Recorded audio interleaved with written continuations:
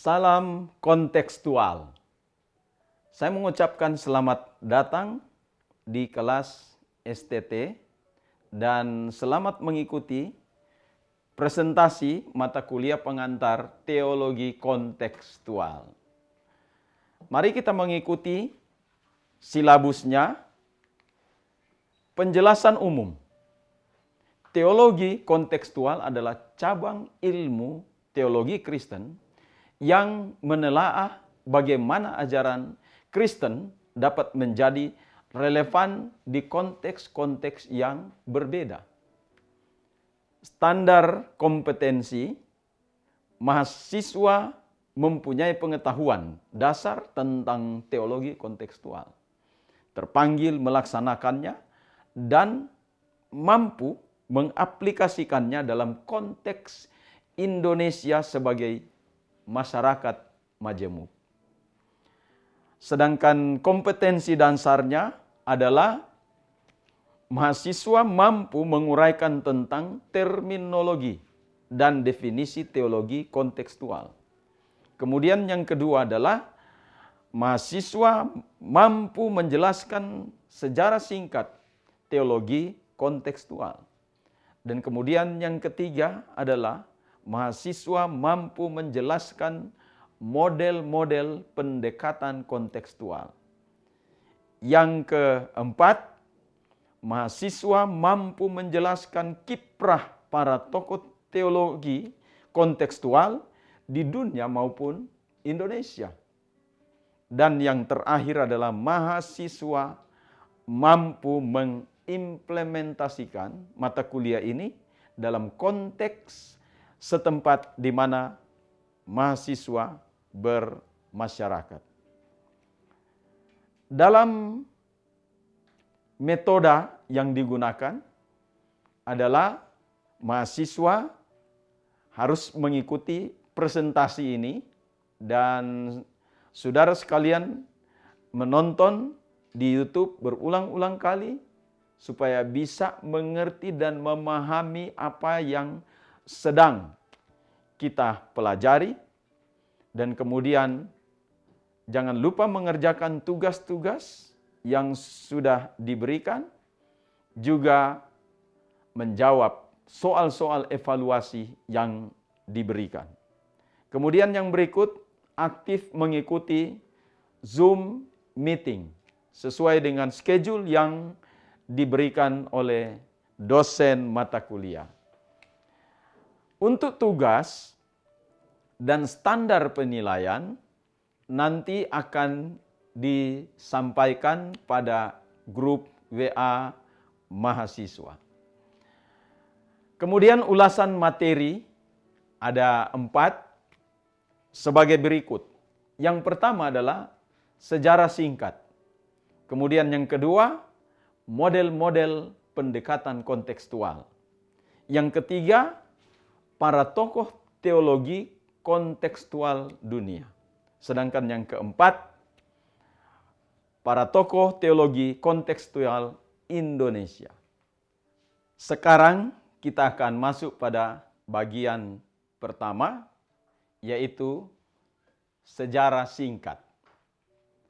Istilah kontekstualisasi telah digunakan secara populer dalam dunia teologi pada akhir abad ke-20.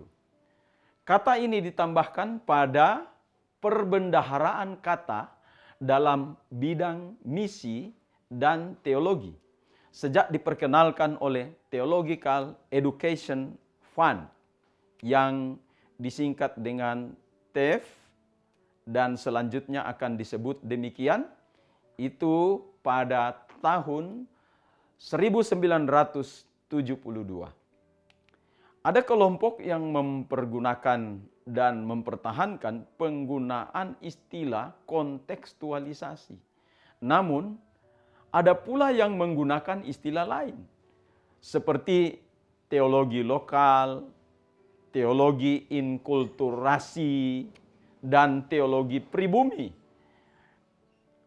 Konteks pembicaraan tentang kontekstualisasi dalam diskusi TEF adalah pendidikan teologi di negara-negara dunia ketiga. Namun para teolog menyadari bahwa ide dari kontekstualisasi itu sendiri sebetulnya sudah ada jauh sebelum TF bersidang, yaitu terdapat dalam Alkitab. Contohnya adalah inkarnasi Yesus dan pendekatan Paulus pada waktu ia mengkomunikasikan Injil kepada orang bukan Yahudi. Oleh karena itu, para teolog beranggapan bahwa kontekstualisasi hanya merupakan istilah baru dari istilah-istilah yang telah ada dan dipakai sebelumnya. Istilah-istilah itu adalah pribumi, inkulturasi, akomodasi, dan adaptasi. Bagian kedua, model-model pendekatan kontekstual. Dalam penerapannya, teologi kontekstual memiliki beberapa model pendekatan, yakni yang pertama, model akomodasi. Akomodasi adalah sikap menghargai dan terbuka terhadap kebudayaan asli. Sikap ini dinyatakan dalam bentuk kelakuan, perbuatan, dan perkataan, baik dalam ranah ilmiah maupun praktis.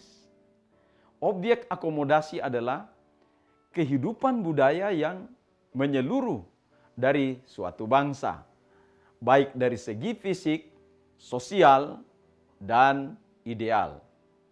Dalam pendekatan ini terjadi sebuah pengambil alihan nilai-nilai budaya dan dipadukan dengan nilai-nilai Kristiani. Dengan demikian, terdapat pandangan positif bagi Alkitab. Selama ini, Alkitab dipandang menghancurkan nilai-nilai dalam suatu budaya. Yang berikut adalah model adaptasi. Model ini berbeda dengan model akomodasi. Model ini tidak mengasimilasikan unsur budaya dalam nilai-nilai Kristiani. Model ini menggunakan bentuk atau pemahaman yang ada dalam suatu budaya untuk menjelaskan suatu pemahaman dalam kekristenan. Tujuan dari model ini adalah untuk mengekspresikan dan menerjemahkan Alkitab dalam istilah setempat, atau disebut dengan indigenous terms. Hal ini dilakukan agar istilah Kristiani tersebut dapat dipahami oleh suatu masyarakat dengan konteks yang berbeda. Kemudian model prosesio. Prosesio adalah sikap yang menanggapi budaya secara negatif. Prosesio dalam proses ini terjadi melalui seleksi, penolakan, reinterpretasi, dan kemudian rededikasi. Kelompok yang menganut model ini memahami bahwa kebudayaan adalah sesuatu yang telah dirusak oleh dosa. Tidak ada kebaikan di dalam kebudayaan. Model ini juga memahami bahwa hanya kekristenan dan Alkitab yang kudus dan tidak berdosa. Kemudian model transformasi. Model ini berakar pada pemahaman Richard Niebuhr mengenai Allah dan kebudayaan. Allah dipahami berada di atas kebudayaan. Melalui kebudayaan, Allah berinteraksi dengan manusia. Bila seseorang dibaharui oleh Allah, maka kebudayaan tersebut juga ikut dibaharui. Kemudian model dialektis. Model ini menekankan interaksi yang dinamis antara teks dan konteks. Konsep ini didukung oleh pemahaman yang kuat bahwa kebudayaan juga membawa perubahan. Tidak hanya kekristenan yang membawa perubahan bagi konteks. Tetapi konteks juga memberi perubahan bagi kekristenan. Contohnya dalam teologi, kebudayaan memberi warna baru bagi teologi dalam usahanya menghadirkan kekristenan di tengah konteks yang ada. Jadi kita sudah mengikuti mengenai model kontekstualisasi, yaitu yang pertama adalah akomodasi, kemudian yang kedua adaptasi, yang ketiga prosesio, yang keempat transformasi, dan yang kelima dialektis.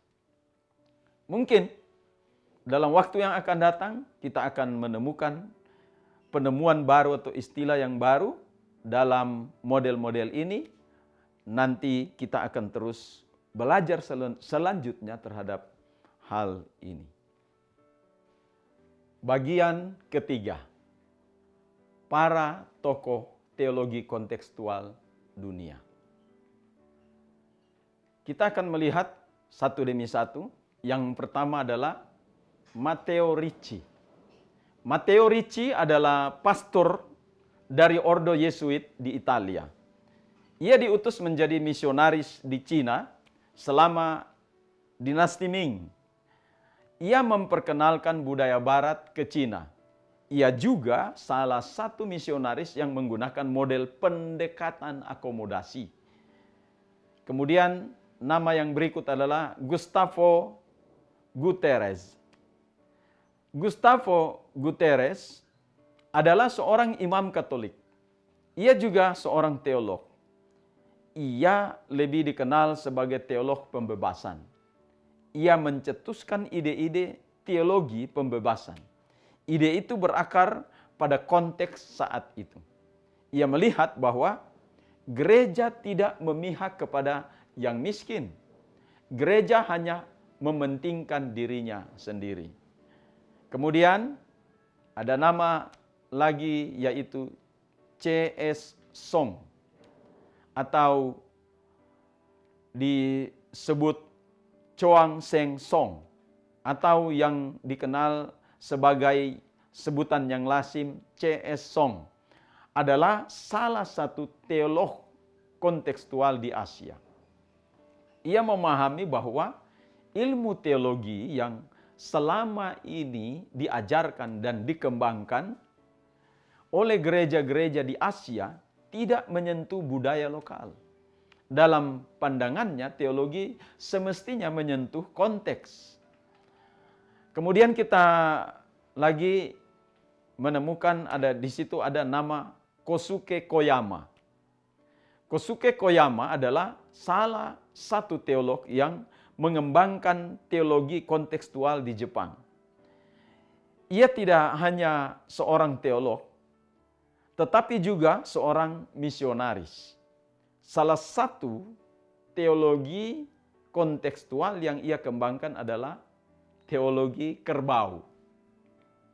Kemudian ada nama lagi yang namanya Aloysius Pieris. Ia adalah seorang teolog dari Sri Lanka. Ia juga ikut mengembangkan teologi kontekstual di negara tersebut. Salah satu bentuk teologinya adalah teologi kemiskinan dan kaitannya dengan pluralisme. Sekarang kita melihat ada lagi nama Hope S. Anthony. Ia adalah salah satu teolog dari Filipina. Ia mengembangkan teologi kontekstual dengan pendekatan pendidikan Kristen. Ia memahami bahwa Filipina memiliki teologinya sendiri dari budaya yang ada di negara tersebut. Hal ini dicetuskan karena adanya dominasi teologi barat yang dianggap mengabaikan konteks masyarakat Filipina. Sekarang kita masuk pada bagian yang keempat. Para tokoh teologi kontekstual Indonesia. Di situ ada beberapa nama, seperti yang pertama adalah Andreas A. Yewangu. Ia adalah salah satu teolog yang mengembangkan teologi kontekstual di Indonesia. Pendeta yang sering disebut A.A. Yewangu ini mengembangkan teologi penderitaan dalam konteks Asia, khususnya Indonesia. Ia juga memadukan ideologi Pancasila dengan nilai-nilai Kristiani. Salah satu bukunya berjudul Theologia Crucis di Asia, yang mengemukakan tentang pandangan Kristen Asia tentang penderitaan dan iman, agama dan masyarakat dalam negara Pancasila. Kemudian nama yang berikut adalah Eka Dharma Putra. Ia adalah seorang pendeta dan teolog yang cukup berpengaruh dalam teologi kontekstual di Indonesia. Ia mengembangkan teologi dalam studi Pancasila. Ia juga dikenal sebagai tokoh muda yang memajukan pemikiran teologi di Indonesia. Ia sempat menjabat sebagai ketua Gerakan Mahasiswa Kristen di Indonesia, yang disingkat dengan GMKI. Kemudian kita juga memunculkan di situ nama Emmanuel Gerrit Singgi. Emmanuel Gerrit Singgi adalah salah satu teolog Perjanjian Lama di Indonesia. Ia juga mengembangkan teologi kontekstual di Indonesia. Ia juga dosen di Fakultas Teologi Universitas Kristen Duta Wacana, atau sering disebut UKDW. Salah satu bukunya berjudul Berteologi dalam Konteks.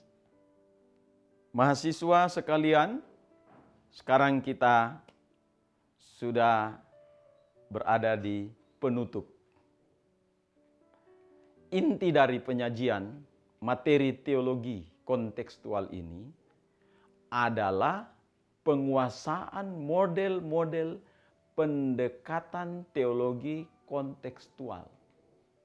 Bagian-bagian lain yang sudah dipresentasikan adalah untuk mengapresiasi para tokoh teologi kontekstual dunia dan nasional. Jadi, 5 model penting yang harus dipahami dalam pendekatan kontekstual, yakni 1. Model akomodasi. Kemudian yang kedua, model adaptasi. Yang ketiga, model prosesio. Yang keempat, model transformasi. Dan yang kelima adalah model dialektis.